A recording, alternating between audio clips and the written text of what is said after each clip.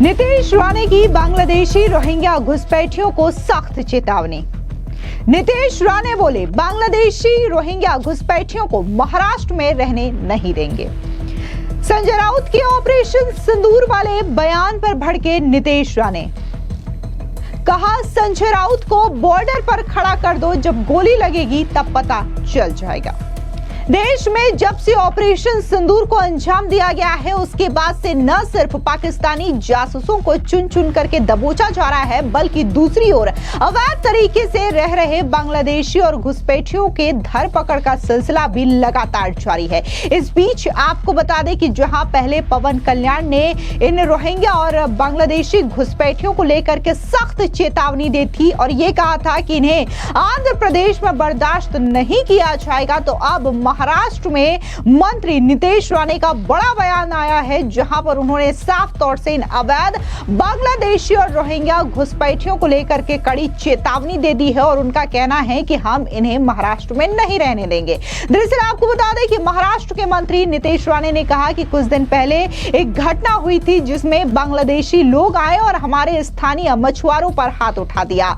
हम इस बात को लेकर के बहुत स्पष्ट है कि हम किसी भी बांग्लादेशी और रोहिंग्या घुसपैठियों को अपनी धरती पर नहीं रहने देंगे और अगर वे हाथ उठाने जैसी कोई भी हरकत करेंगे तो हम ये सुनिश्चित करेंगे कि उन्हें ऐसी सजा मिले जिसके वे हकदार हैं और वे फिर कभी किसी हिंदू की ओर आंख उठा करके देखने की हिम्मत नहीं करेंगे। सुनिए अवैध रोहिंग्या और बांग्लादेशी घुसपैठियों पर क्या कुछ मंत्री नीतीश राणे ने कहा।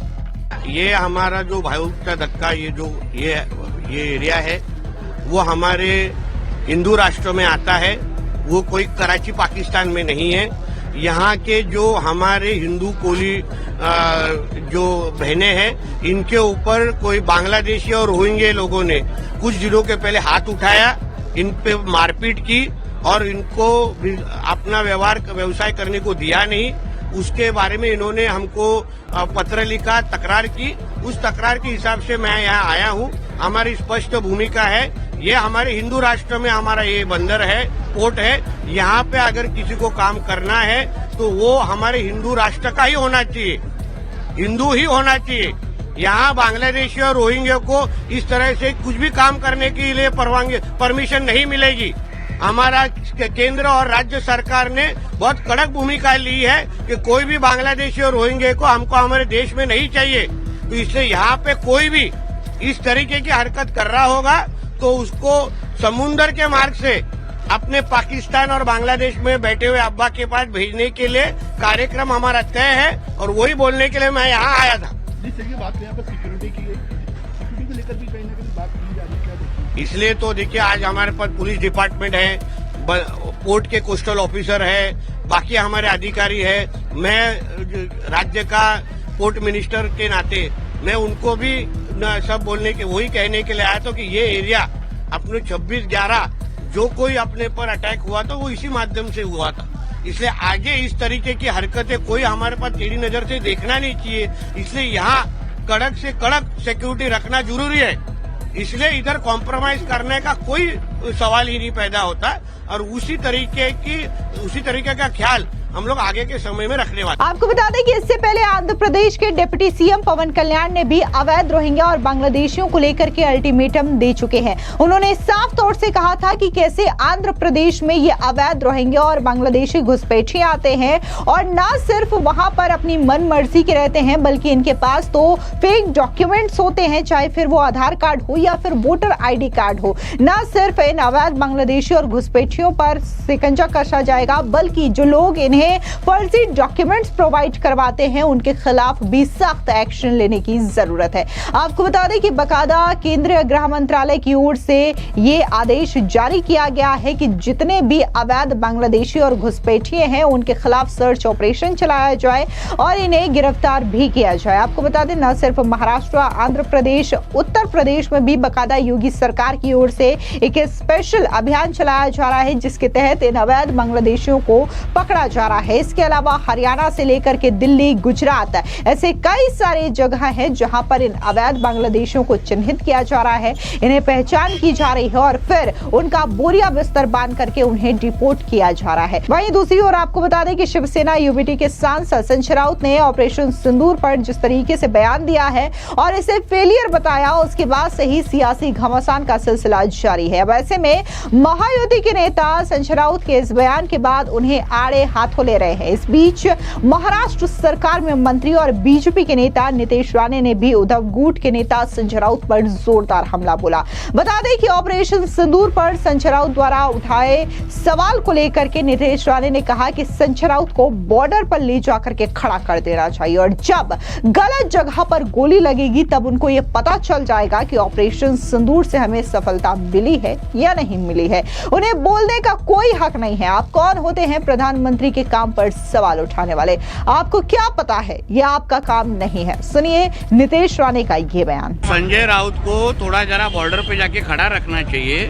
हाँ, गलत जगह पे जब भी गोली जाएगी ना तभी कितना ऑपरेशन सिंदूर यशस्वी हो गया ना उसको समझेगा। आपको बता दें, दरअसल ऑपरेशन सिंदूर को लेकर के जिस तरीके से सेना और सरकार की वाहवाही हो रही है, इसकी रणनीति की तारीफ की जा रही है, न सिर्फ देश की जनता बल्कि दुनिया भर के कई सारे ऐसे डिफेंस एक्सपर्ट हैं जो कि ऑपरेशन सिंदूर की सराहना कर रहे हैं और इसे सटीक और संयमित जवाबी कार्रवाई बता रहे हैं। आपको बता दें कि ऑपरेशन सिंदूर के जरिए पाकिस्तान के आतंकी ठिकानों को हिंदुस्तानी सेना की ओर से तबाह किया गया है और उसके बाद से ही पाकिस्तान पूरी तरीके से छटपटाया हुआ है। लेकिन देश में ऐसे कई सारे नेता हैं जो कि ऑपरेशन सिंदूर को लेकर के सवाल उठा रहे हैं, फिर चाहे वो राहुल गांधी हो, संजय राउत हो या फिर कई सारे नेता हो जो कि इस तरीके की भाषा बोल रहे हैं जैसा लगता है कि वो हिंदुस्तान नहीं बल्कि पाकिस्तान के नेता हो और पाकिस्तान की तारीफ में कसीदे भी पढ़ते हैं। और अब ऑपरेशन सिंदूर को लेकर के जिस तरीके के सवाल उठा रहे हैं,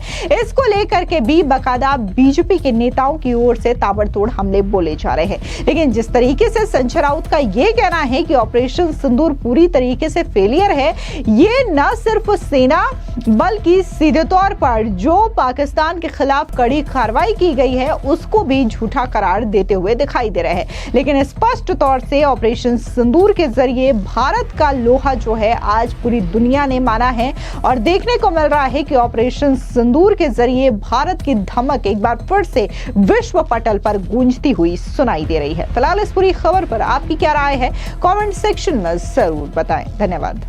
ये हमारा जो भाई का धक्का ये एरिया है वो हमारे हिंदू राष्ट्र में आता है, वो कोई कराची पाकिस्तान में नहीं है। यहाँ के जो हमारे हिंदू कोली जो बहनें हैं इनके ऊपर कोई बांग्लादेशी और रोहिंग्या लोगों ने कुछ दिनों के पहले हाथ उठाया, इन पे मारपीट की और इनको अपना व्यवसाय करने को दिया नहीं। उसके बारे में इन्होंने हमको पत्र लिखा, तकरार की। उस तकरार के हिसाब से मैं यहाँ आया हूँ। हमारी स्पष्ट भूमिका है, ये हमारे हिंदू राष्ट्र में हमारा ये बंदर है, पोर्ट है। यहाँ पे अगर किसी को काम करना है तो वो हमारे हिंदू राष्ट्र का ही होना चाहिए, हिंदू ही होना चाहिए। यहाँ बांग्लादेशी और रोहिंग्या को इस तरह से कुछ भी काम करने के लिए परमिशन नहीं मिलेगी। हमारा केंद्र और राज्य सरकार ने बहुत कड़क भूमिका ली है कि कोई भी बांग्लादेशी और रोहिंग्या को हमको हमारे देश में नहीं चाहिए।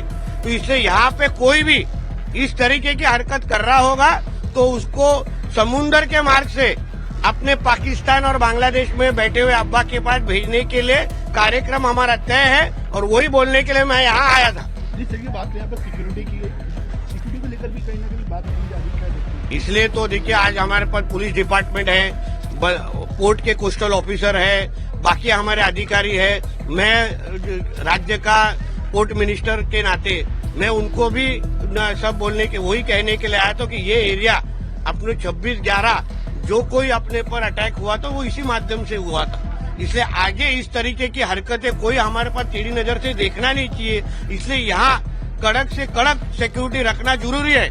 इसलिए इधर कॉम्प्रोमाइज करने का कोई सवाल ही नहीं पैदा होता और उसी तरीके का ख्याल हम लोग आगे के